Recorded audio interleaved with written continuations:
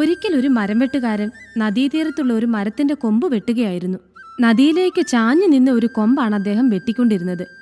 പെട്ടെന്ന് മഴ കയ്യിൽ നിന്ന് തെറിച്ച് നദിയിലേക്ക് പോയി. മഴ എടുക്കുന്നതിനായി മരം വെട്ടുകാരൻ നദിയിലേക്ക് ചാടി മുങ്ങിത്തപ്പി.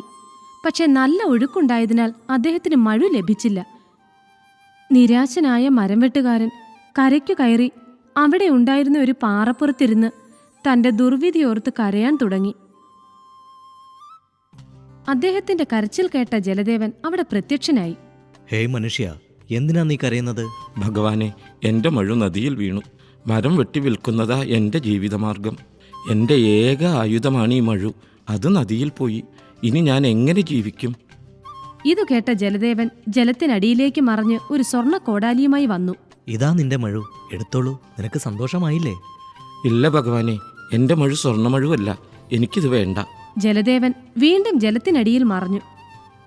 ഇതാ വെള്ളിമഴു, എടുത്തോളൂ. സ്വാമി, ഇതും എൻ്റേതല്ല. മൂന്നാമതും ജലത്തിൽ മറഞ്ഞ് പ്രത്യക്ഷനായപ്പോൾ ജലദേവന്റെ കയ്യിൽ ഇരുമ്പിന്റെ മരപ്പിടിയുള്ള മഴുവാണ് ഉണ്ടായിരുന്നത്. അങ്ങയ്ക്ക് സ്തുതി പ്രഭു.